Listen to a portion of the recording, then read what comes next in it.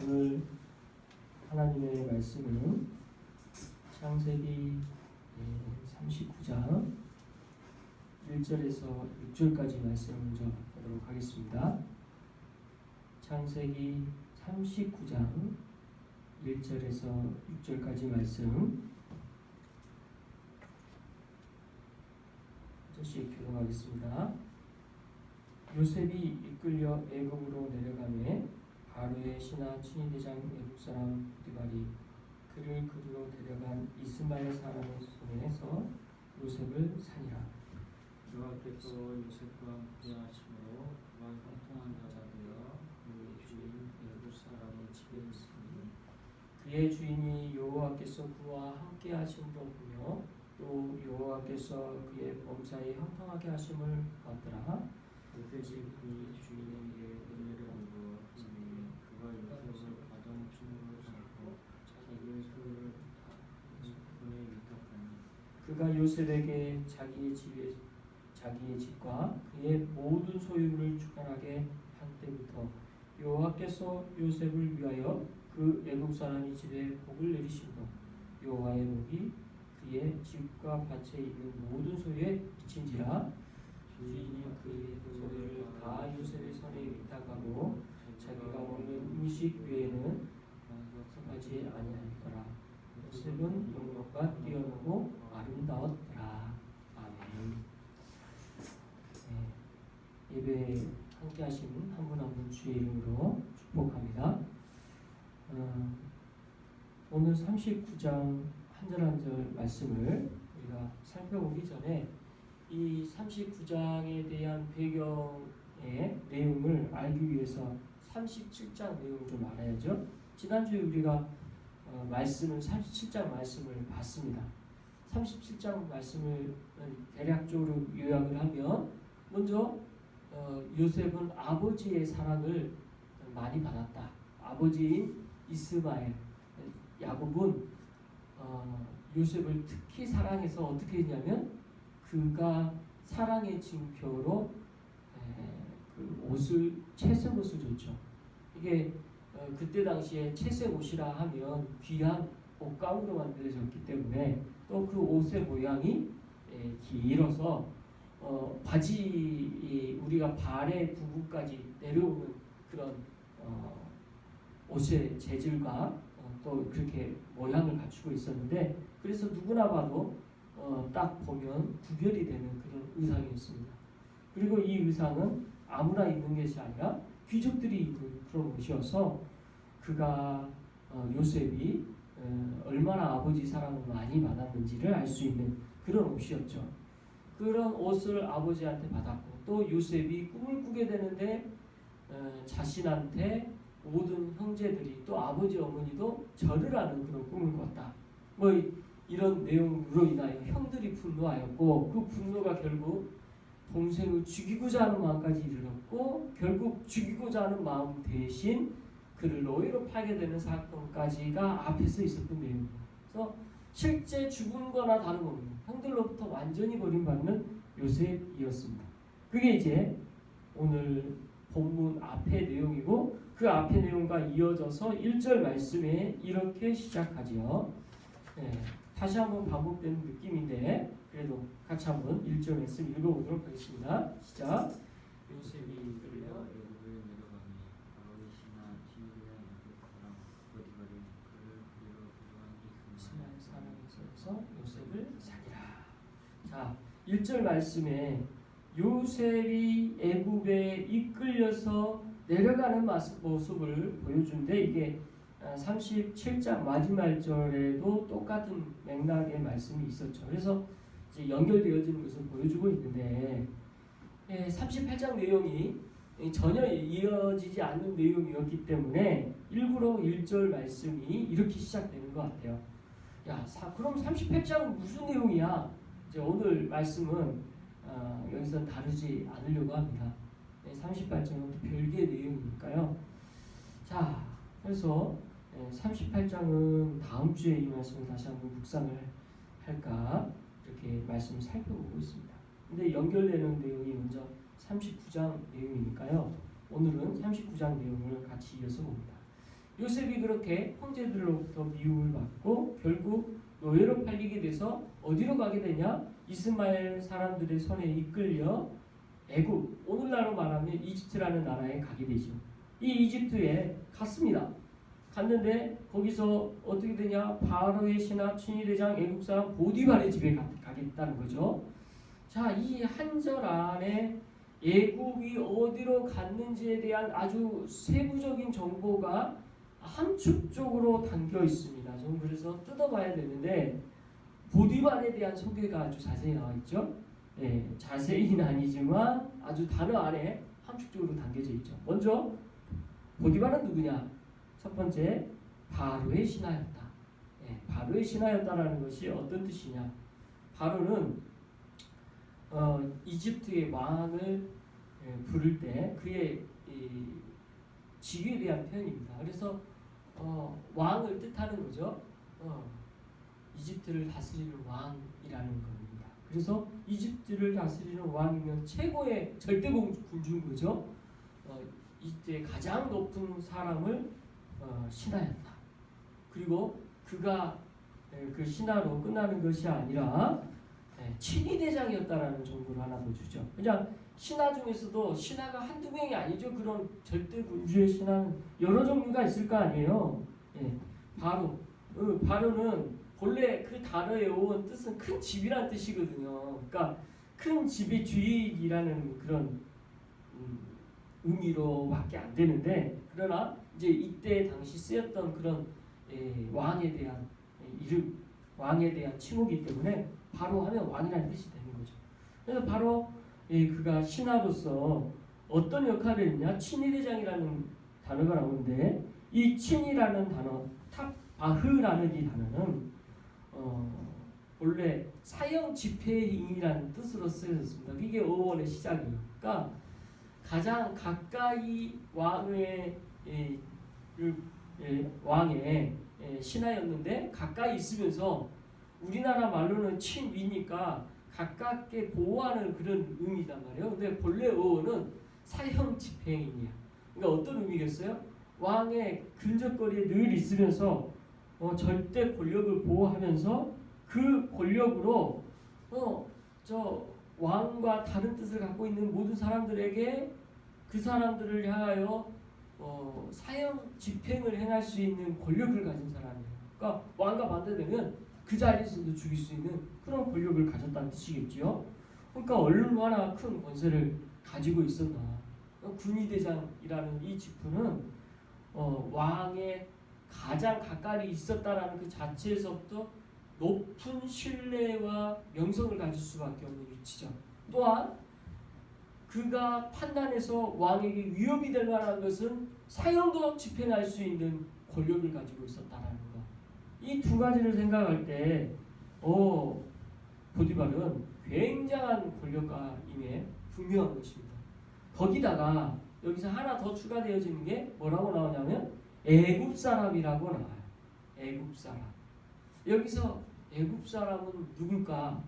여기서 애굽 사람이 누굴까요? 바로 바로 자체를 표현하는 표현인데 왜 이런 표현을 썼나?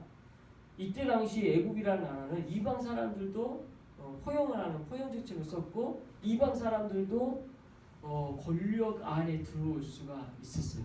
그러니까 다민족임에도 불구하고 그가 어떤 민족이든 상관없이 높은 권력을 가질 수 있었기 때문에 그래서 이 애굽 사람이라는 표현이 된 거죠. 그러니까 이 사람에 대한 세 가지 그런 표현, 바로의 신하였다는 것, 신하 가운데서도 친위대장이었다는 것, 그러면서도 애굽 사람이었다는 것. 이것은 굉장히 짧지만 이 보디발이라는 사람에 대하여 알 수 있는 중요한 정보들이 다 들어가 있고 애굽 사람에게 주어지는 특혜와 여러 가지 좋은 이점들이 있죠. 왜냐하면 자기 나라에서 사는 그런 유익들이 분명히 이 나라에도 있었거든요. 그래서 그거를 오늘 성경은 함축해서 설명하고 있었습니다.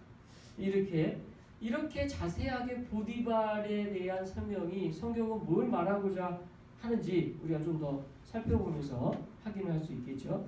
자, 2절 말씀 같이 한번 읽어보겠습니다. 시작. 여호와께서 요셉과 함께 하심으로 그가 형통한 자가 되어 그의 주인 애굽 사람의 집에 있으니 한 절 더. 그의 주인 여호와께서 그와 함께 하심을 보며 또 여호와께서 그의 범사에 형통하게 하심을 보았더라. 자, 2절 3절 말씀을 통해 우리가 확인할 수 있는 것은 뭐냐면요, 여호와께서 함께 하신다라는 말씀 이후에 바로 형통한 자가 되어 그리고 주인 애굽 사람 집에 있었는데 그 주인에게 여호와께서 함께 하심을 요셉이 하는 것을 보아서 그가 범사에 형통하심을 봤다라는 내용이 2, 3절에서 나오고 있습니다. 저희는 이 말씀을 통해 이제 좀 고민스러웠던 게 뭐냐면, 요셉이라는 사람의 지금 현재 상황, 이 상황을 한번 들여다봅시다. 요셉이라는 사람의 이 상황은 어떤 상황입니까? 말 그대로 노예 생활을 하는 상황이에요. 그럼 이 사람이 처음부터 노예 생활을 했던 사람입니까? 아니죠. 그는 본래 어떤 생활을 했죠? 아버지의 가장 많은 사랑을 받았던 아들이었어요. 그리고 가장 사랑을 받는 것으로 옷까지 다른 옷을 입혔고, 아버지의 사랑뿐만 아니라 그가 그 자리에 계속 있었으면 아버지가 이어주는 그대로 어떤 큰 권력과 그 집안에서의 가장 중요한 위치를 했었을 거예요. 근데 그걸 모두 자기와 의지와 상관없이 형들에게 버림받음으로 말미암아 거기서 있을 수 없게 됐어요. 심적으로 어떨까요? 형들의 마음이 어떨까요? 형들에 대한 마음, 자기를 버렸다라는 그 마음, 상상이나 됩니까? 가족으로 버림받은 이 마음. 이제 아내가 상담 공부를 하면서 자녀 교육에 대한 내용을 이야기할 때 우리가 유아 시절에 경험하는 어려움 가운데 엄마의 사랑을 충분히 받지 못했을 때 오는 어떤 그런 상처를 많이 이야기를 하더라고요. 오늘날 저 여러분 그럴 수 있잖아요. 우리가 어떻게 부모님들 세대에서 우리만 바라보게 하고 그렇게 그런 사랑을 요청할 수 있었겠어요. 그래서 우리는 부모님 사랑 완벽하게 다 바꾸자는 사람은 없지만, 그래서 좀 우리 연약함이 있을 수 있고 부족함이 있을 수 있고 우리가 그런 연약한 가운데 거할 수 있다는 걸 우리는 인정합니다. 그런데 중요한 건 요셉과 같은 상처는 우리는 아니죠. 거기까지 안 가봤잖아요. 엄마 아빠로부터 완전 버림받게 되는 상황, 형제로부터 버림받은 것에서 그치지 않고 죽이고까지 했어. 날 죽이려고 했어. 그 죽음에 대한 두려움과 공포, 형들 하면 날 죽이려고 했던 사람, 그리고 그 죽이려고 했던 어떤 이유였던 간에 거기에 대한 분노 얼마나 컸을까요? 이런 걸 생각하면 요셉의 상황은 결코 마음이 편한 상태가 있을 수가 없다는 거죠. 그 형들에 대한 미움이 얼마나 커졌을까. 증오가 막 자라서 그 증오로 막 형들을 쳐버리고, 우리가 드라마를 쓴다면 보편적인 우리의 드라마의 스토리는 이 형들에 대한 미움과 증오를 꽉 차가지고 그 증오를 폭발시켜서 반드시 복수하는 그런 내용으로 이어져야 상식적일 거예요. 제가 어렸을 때 좋아했던 저 내용 중에 하나가 중국 홍콩 무술 그런 영화인데, 그 내용의 스토리가 뭐냐면 주인공이 어렸을 때 자기 집안의 어떤 문파를 다 죽여 자기만 살아남았어. 그래서 이 사람이 우여곡절 끝에 어떤 고수의 제자로 들어가서 또 힘을 키워서 자기의 어렸을 때 그 복수, 부모님에 대한 복수를 했다. 이게 스토리거든요. 이게 사람들이 생각하는 일반적 스토리 아닐까. 근데 요셉의 스토리가 그런가요? 요셉의 스토리가 우리가 그렇게 기억하고 있습니까? 아니에요. 요셉은 절대 그렇게 흘러가지 않은 스토리를 보여줍니다. 참 그게 놀라운 일이죠. 일단 지금 이 이야기까지 하는 내용의 핵심은 뭐냐면 요셉이 지금 분명히 형통한 자라는 단어가 나와져 있는 이 2절에서 형통함이 뭘 뜻하냐라고 할 때 우리가 상식적으로 생각하는 사람들로부터 미워할 수 있고 증오할 수 있는 그런 상황을 볼 때 형통한 자라는 단어가 안 어울린다라는 거예요. 그게 지금 이 본문에서 말하고자 하는 우리가 충격받는 거예요. 절대 우리는 형통한 자라고 말하기 어렵습니다. 어떻게 형통한 자예요? 아버지로부터 만날 수도 없고 아버지는 자기를 죽인 줄 알고 있고 형들은 자기 죽이려고 했고 이게 어떻게 형통한 자예요? 근데 놀랍게도 성경은 이 말씀에서 형통한 자라고 한다는 거예요. 이게 뭘까? 여기서 이 말씀 가지고 우리가 궁금해하죠. 근데 이 형통한 자가 되어에 대한 답이 2절 안에 있어요. 어떻게 있어요? 답은 바로 그 앞에 있어요. 여호와께서 요셉과 함께 하신 것. 이것이 바로 요셉이 형통한 자가 되어라는 말씀에 대한 내용을 우리가 알 수 있게 해주는 맥락이라는 거예요. 여호와께서 우리와 요셉과 함께 하신 것. 여호와께서 나와 함께 하신 것. 여호와께서 우리와 함께 하신 것. 이것이 그리스도인들이 받는 형통함이라는 거예요. 우리가 이 땅 가운데 살아감에 있어서 형통한 자가 됐습니까? 돈 많이 못 벌고 때로는 우리가 몸이 어디가 아프고 때로는 우리의 삶 가운데 내가 원하는 대로 하나도 안 되고 내 삶 가운데 막혀있는 게 있고 요셉과 같이 그런 우리가 보는 드라마틱한 삶은 아니더라도 우리의 삶 가운데 내 뜻대로 되지 않은 거 이 모든 게 있다 할지라도 우리는 형통한 자가 될 수 있습니까? 오늘 성경은 여기에 그럴 수 있습니다 라고 말씀하신 거죠. 어떻게요? 여호와께서 우리와 함께 하신다. 자, 여호와께서 우리와 함께 하신다라는 그 말씀을 하신 분이 있습니다. 이게 뭘까요? 바로 예수님의 이름의 뜻이죠. 임마누엘. 예수님의 이름 뜻이 임마누엘. 하나님이 우리와 함께 하신다. 똑같잖아요. 그러면 우리는 이 말씀을 통해 뭘 적용할 수 있을까요? 우리가 예수님을 믿는다라는 건 뭘 뜻하는 걸까요? 바로 예수님이 우리와 함께 하시고 하나님이 우리와 함께 하시는 것을 믿는 거예요. 내 상황과 환경과 상관없이 하나님께서는 내 삶 가운데 이미 들어와 계시고 객관적 사실로 나와 함께 하심으로 말미암아 우리는 이미 형통한 자가 되었다라는 사실. 이것이 오늘 말씀의 핵심입니다. 지금 우리는 알 수 없지만 너무나 많은 어렵고 힘든 일이 어떤 모양으로 우리에게 다가올지 몰라요. 하루하루의 우리의 삶에서 어떤 식으로 올지 우리는 감잡을 수가 없습니다. 그런데 우리는 한 가지 약속의 말씀으로 확실하게 말할 수 있는 게 있어요. 그게 뭐예요? 우리는 형통한 자라는 거예요. 어떤 의미로요? 하나님이 우리와 함께 하시고 이 은혜가 먼저 우리 안에 있음을 믿으시기 바랍니다. 여기 계신 한 분 한 분에는 하나님의 형통한 자입니다. 여러분 자신에게 이렇게 축복하십시오. 나는 형통한 자입니다. 한번 해보세요. 나는 형통한 자입니다. 이게 사실이에요. 이게 성경의 약속의 말씀이에요. 환경의 문제가 아니에요. 하나님이 나와 함께 하심으로 우리는 형통한 자가 되었다는 사실입니다. 이 간격의 은혜를 주시기 위하여 오늘 이 말씀은 여러 가지 우여곡절의 드라마틱한 그런 내용으로 꽉 차 있습니다. 좀 더 살펴보죠.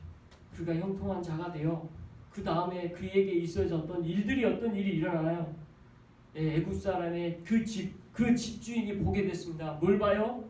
하나님이 그와 함께 하시는 거. 요셉과 함께 하심을 주변 사람이 그거 알게 됐어요. 그냥 그게 보여요. 그게 보여야 되는 것이 오늘 말씀에 나타나는 특징으로 보여요. 또 그의 범사에 형통하심이 나타났대요. 자, 이어서 4절 말씀도 같이 한번 읽어봅시다. 시작. 요셉이 그의 주인에게 은혜를 입어 섬김에 그가 요셉을 가정총리로 삼고 자기의 소유가 손에 위탁하니. 5절도 그가 요셉에게 자기의 집과 그의 모든 소유물을 주관하게 하는데 여호와께서 요셉을 위하여 그 애굽 사람의 집에 복을 내리시므로 여호와의 복이 그의 집과 밭에 있는 모든 소유에. 자, 여기서 4절, 5절 이 약속의 말씀을 통해 이어지는 내용이 뭡니까? 그냥 한 가지. 요셉은 하나님의 형통함을 입었고 그것은 하나님의 함께 하십니다 라는 것으로 끝나지 않다라는 거예요. 첫 번째 특징은 앞에 3절에서 나타나는 것 같이 주변 사람이 하나님이 그와 하나님께서 함께 하신다를 알았다는 것. 두 번째는 하나님께서는 그냥 그 주변 사람들에게 함께 하신다, 하나님이 함께 하신다는 사실을 알게 하는 것만으로 끝나는 것이 아니라 그 요셉이라는 사람을 신뢰할 수 있게 되었고 그 요셉이라는 사람에게 중요한 일을 맡길 수 있는 사람이 되었다라는 거예요. 그 중요한 일을 오늘 본문에서는 가정총무로 삼고라고 나오는 거죠. 여기서 우리가 가정총무로 삼는다는 것이 너무나 쉽고 단순한 일이라고 생각해서는 안 돼요. 여러분, 가정총무라는 역할은 집안에 있는 모든 일을 처리하는 사람이에요. 그죠? 이 보디발이라는 사람에 대한 앞에 소개가 그래서 중요합니다. 보디발이라는 사람의 집이 규모가 어느 정도였을까? 우리는 상상할 수 없을 정도의 큰 규모일 수 있다는 것을 보여줍니다. 어디서 그걸 아냐면요, 나중에 요셉이 감옥에 들어가는데 그 감옥이 지금 요셉과 상관 있는 그런 장소고 그런 집과 상관 있는 장소로서 감옥이 있다. 그런 감옥이 있는 집이라. 이게 이집트에서는 중직에 있는 사람들에게는 가능한 일이란 말이에요. 그러니까 집 규모가 얼마나 컸겠어요. 뿐만 아니라 보디발이라는 그 중직의 역할을 하기 위해서는 그 가정에서 여러 가지 해야 될 일들이 많아요. 제가 이제 교회를 운영을 해보잖아요. 이 교회가 규모가 너무 작고 조그만해도 이 교회 하나 운영하는 데에도 여러 가지 일이 있어요. 네, 사회적으로 해야 될 일이 있고 이 교회 안에서 일어나는 성도들 안의 관계도 있고요. 또 우리가 여기서 무슨 행사를 하나 준비하려고 해도 준비해야 되는 그런 내용들이 있어요.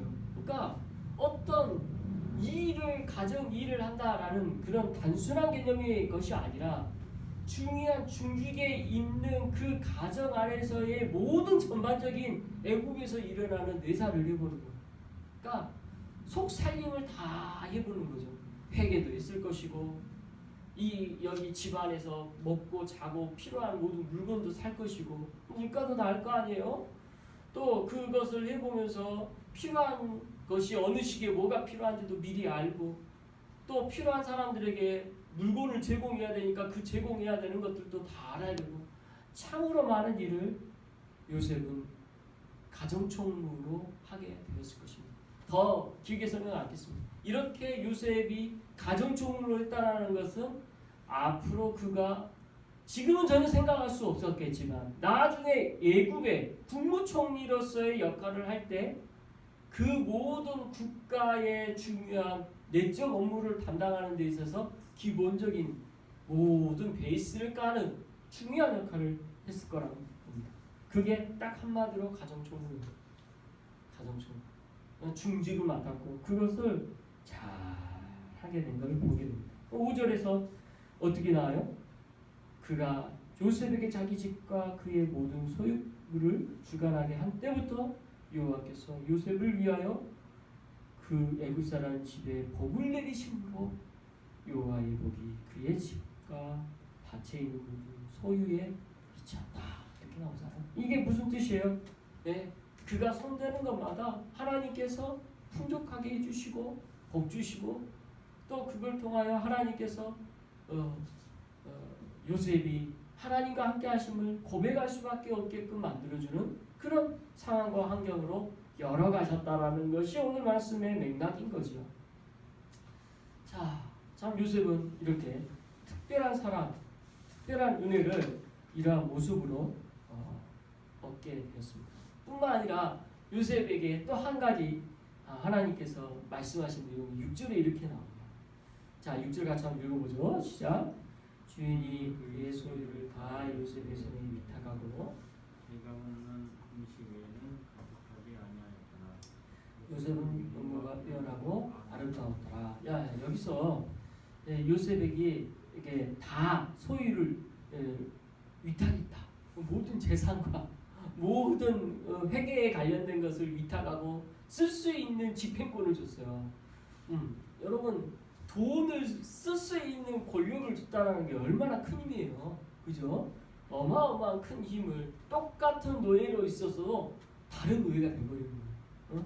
권력을 갖고 있었던 게 된 거죠. 근데 그에게 있어서 맡기지 않은 일이 하나 있으니 먹는 음식에는 맡기지 않았다. 왜 먹는 음식은 맡기지 않았냐면 이집트 사람이 먹는 음식과 이때 당시 이스라엘 사람들이 먹는 음식이 같았을까요? 달랐을까요? 완전히 달랐어요. 그러니까 서로 다른 문화권의 사람들끼리 음식 가지고 서로 갈등이나 어려움이 충분히 있을 수 있어요. 그래서 요셉은 이제 이 집 안에서 그 갈등이 뭔지를 봤죠. 나중에 이러한 음식 때문에 갈등이 있을 것이 이 요셉은 알고 있기 때문에 어떤 일을 하게 되냐면 나중에 형들을 애굽 땅으로 부를 때 이 이집트 땅의 제일 구속 지역 그리고 그들이 목축업을 하는 이 일을 하기에 적합한 장소와 환경을 정하는 데에 이런 생각들을 하게 되고 이런 생각을 근거로 고센이라는 땅으로 인도하게 되죠. 아무튼 이런 배움의 과정 가운데 그런 생각과 판단을 하나씩 하게 됐던 것을 보게 됩니다. 근데 요셉에 대한 외적 표현이 나와요. 요셉은 용모가 빼어나고 아름다웠다. 이 말이 그 다음 이제 7절부터 나오는 내용과 연결되기도 하는데 이 말이 어떤 내용으로 이어지냐면 지금 요셉의 아름다웠다라고 했을 때는 모양, 형상, 그러니까 실제로 누가 봐도 외모가 준수한 거야. 근데 용모가 빼어나고라는 이 표현도 나오잖아요. 용모가 빼어나다라는 것은 사람들의 어떤 시각을 사람들이 있든 간에 누가 보더라도 그 준수함을 느끼는 거예요. 그러니까 이게 외모에 풍기는 그런 인상도 있지만 말과 행동에서 나타나는 그 사람에 대한 어떤 젠틀한 모습, 따뜻한 모습 뭐 이런 거 있을 거 아니에요?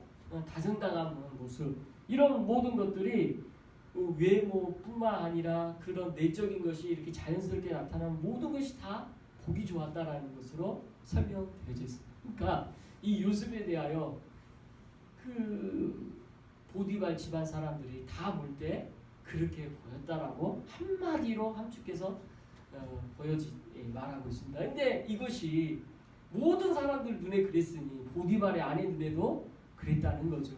그리고 보디발의 아내가 이 빼어난 용모와 아름다움에 반하여 그에게 자꾸 유혹하는 내용이 이제 쫙 나오죠. 과감하게 그 내용을 쫙 빼고 결국 요셉이 그 어려움에 대한 것으로 보디발의 아내가 동침하고자 하려고 할 때 겉옷을 벗어 던지고 도망치고 하는 내용이 쭉 나오죠. 그거 다 빼고 이제 거기에 대하여 이제 그 보디발 아내가 이제 악심을 품는 거죠. 네가 나한테 그래? 이런 마음을 갖고 요셉을 결국 남편한테 보고 이야기를 하죠. 나를 범하려고 있다. 이렇게 해서 그 말에 보디발이 그를 감옥에 보내는 사건으로 이어집니다. 자, 그게 이제 그런 내용이 19절부터 나오죠. 제 아내가 그의 주인, 그러니까 보디발에게 말하는 내용이 19절에 이렇게 나오죠. 같이 한번 읽어봅니다. 시작. 우리 주인이 자기 아내가 자기에게 이르기를 당신의 종에게 이같이 말하는 말을 듣고 심히 노하는지라. 그래서 자기 아내의 이야기를 듣고 요셉에 대한 말하는 것에 화가 막 난 거죠. 누구든 그러지 않겠어요? 아내의 이야기 먼저 듣게 되잖아요. 당연히 화를 내야지. 그래서 먼저 이런 상황을 듣고는 무조건 어떻게 하냐? 20절 이렇게 나오죠. 20절 같이 읽어봅니다. 시작. 이에 요셉이 주의 그 옥은 왕의 술을 그들은 취했더라.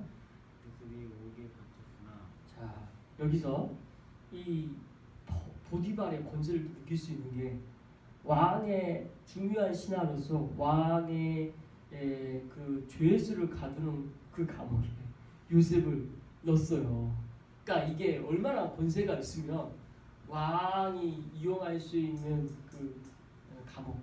근데 이 감옥이 성경 주석가들에 의하면 이렇게 보디발 정도에 있는 위치에 있는 사람이면 그 집에도 감옥이 있을 수 있다.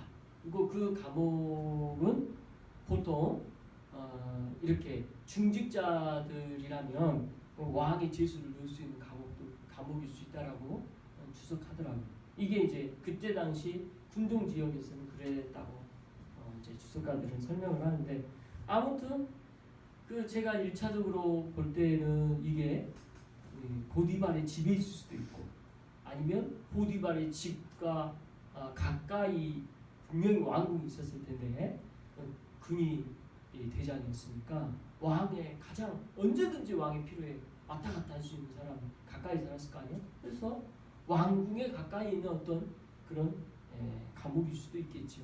아무튼 이 감옥에 요셉은 갇히게 됩니다. 이 보디발이 왕의 죄수를 가두는 곳에 넣을 수 있을 정도로 권세가 있는 걸 분명히 아는 걸 알 수가 있지요. 아무튼 이렇게 요셉은 갇혀 있게 됩니다. 21절 이어서 보겠습니다. 시작. 여호와께서 요셉과 함께 하시고 그에게 일자를 하사 간수자에게 은혜를 받게 하시네. 참 여기서 또 앞에 느낌과 비슷한 뉘앙스. 처음 노예로 팔려서 그가 보디발의 눈에 띄어서 그를 통해서 가정 총무가 되어졌던 맥락과 비슷한 느낌이 쫙 오죠. 이 한 절만 봐도 지금 그렇게 진행되어지려고 하는 과정을 보게 됩니다. 근데 여기서 많은 게 지금 생각되는데 제 상상으로는 보디발이 요셉에 대한 사건으로 감옥에 일단 가뒀잖아요. 감옥에 가둔 이유가 진상 파악을 하기 위한 기간에 잠깐 뒀을 것인가? 아니면 지금 뭐 다른 계획이 있었나? 뭐 상상할 수 있겠죠, 우리가. 상상이니까. 근데 제가 생각할 때는 보디발이 굉장히 요셉을 신뢰하고 사랑했단 말이에요. 그랬으니까 가정총무로 했고, 그 기간이 몇 년이었던 간에 그 기간 동안 성실하게 했잖아요. 그리고 받았던 하나님의 함께하심에 대한 은혜가 있었고, 평소에 그의 성품을 알았고, 아무리 아내가 그런 이야기를 했단들 요셉에게 그 이야기를 직접 한번 듣고 싶었을 수도 있을 테고, 그래서 일단은 아내 말을 듣고 화가 나서 감옥에 넣었지만 나중에 진상조사를 해보니 뭔가 이상하다, 끔찍하다. 그래서 죽이려고 했다가 일단은 그렇게 하지 말자. 뭐 마음의 변화가 있을 수도 있고요. 이렇게 상상을 해봅니다. 근데 성경은 일체 거기에 언급하지 않고 있어요. 그리고 제가 또 궁금한 거는 요셉이 나중에 국무총리가 됐잖아요. 그 권세가 보디발하고 비교했을 때 더 높은 위치가 됐을 때 보디발이 많이 있었고 그 아내가 있었다면 이 억울한 일에 요셉이 어떻게 반응을 했을까요? 저 같았으면 성경의 말씀에 전혀 안 나와서 알 수 없지만 저 같으면 좀 처리를 했을 것 같아요. 너 왜 나한테 그랬냐? 나의 억울함을 이렇게 감노라 하고 뭐라도 했을 수도 있는데 성경은 그런 내용도 없어요. 전혀 없어요. 아무튼 그때 이런 사안에 대해서 요약되어져 있고, 이 억울함을 안고 요셉은 21절에 이제 그 왕의 제수의 감옥에 갇혀서 있음에도 불구하고 똑같은 맥락으로 여호와께서 요셉과 함께 하시고 라는 말씀을 하고 있다는 거예요. 이건 끝나는 거죠. 요셉과 함께 하시고, 그럼 그 다음에 뭐가 붙어요? 형통함이 붙어요. 그 형통함의 시작이 거기에 주변에 있던 사람들로부터 인정받고 그로부터 하나님의 함께 하심을 알게 하는 것이 이어지는 맥락일 것이라는 거죠. 한번 볼까요? 그런지 22절 같이 한번 읽어봅시다. 시작. 간수장이 옥중 제수를 다 요셉의 손에 맡기므로 그 제반 사물을 요셉이 처리하고 역시 이 간수장 또한 요셉에게 모든 것을 맡기게 되는 상황이 돼버렸다는 것을 보여주고 있습니다. 이어서 23절 읽어보죠. 시작. 간수장은 그의 손에 맡긴 것을 무엇인지 살펴보지 아니하였으니 이는 여호와께서 요셉과 함께 하시리라. 여호와께서 범사에 형통하게 하셨다고 완전히 똑같이 흘러가고 있습니다. 여호와께서 함께 하심에 대한으로 형통하였다. 근데 이 간수장에 대한 내용은 더 하나 웃긴 게 그에게 맡긴, 그러니까 요셉에게 뭔가를 맡겼어. 그러면 뒤도 안 돌아봐. 왜요? 그가 얼마나 잘했을지 안 봐도 안다라는 거죠. 그래서 나보다 더 잘해. 이런 신뢰가 있는 것이 23절에 느껴지죠. 이 정도로 요셉에게 있어서의 하나님과의 함께하심과 형통함, 이것이 또 한 번 반복되고 있습니다. 이제 말씀을 마무리합니다. 오늘 말씀의 맥락의 두 번의 반복의 말씀의 핵심은 뭡니까? 바로 하나님께서 나와 함께 하시다, 그리고 하나님의 형통함이라는 단어입니다. 우리의 삶 가운데 우리는 앞에서 적용했지만 고난과 어려움은 늘 따라오게 됩니다. 이거는 믿지 않던 모든 사람들에게 해당되어지는 일입니다. 이 상황 가운데 있는 것이 우리가 주가 되고 이게 모든 것으로 보게 될 때 우리는 절망할 수밖에 없습니다. 요셉도 그렇고요. 근데 우리가 봐야 될 믿음의 눈으로 보이지 않는 것을 봐야 될 게 뭐냐? 하나님이 나와 함께 하신다는 이 약속. 이것이 궁극적으로 이루어지게 하기 위해서 예수님께서 이 땅에 오셨고 예수님의 이름이 내가 너희와 함께 한다는 뜻이죠. 우리와 함께 한다는 뜻이죠. 하나님이 우리와 함께 하시기 위하여 예수님이 죽으시고 부활하시고 그리고 자녀되게 하시고 마지막 날 다시 오신다는 사실입니다. 이 말씀은 우리는 보고 다시 한번 믿게 될 수 있는 근거가 되는 거죠. 때로는 우리 삶 가운데 우리 환경이 그걸 믿을 수 없게 만들 수도 있습니다. 그러나 이 약속의 말씀을 믿으시기 바랍니다. 그리고 요셉 또 이 약속의 말씀을 믿었습니다. 그래서 저는 요셉의 그 꿈의 사람 요셉이라는 타이틀 대신 하나님의 형통함을 받은 요셉, 하나님께서 함께 하시는 요셉, 이렇게 이름 짓는 게 더 요셉이 잘 나타나는 표현 아닐까. 하나님의 형통함을 입은 요셉.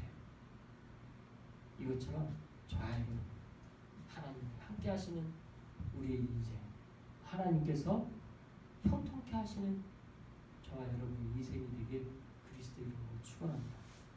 기도하겠습니다. 사랑과 은혜가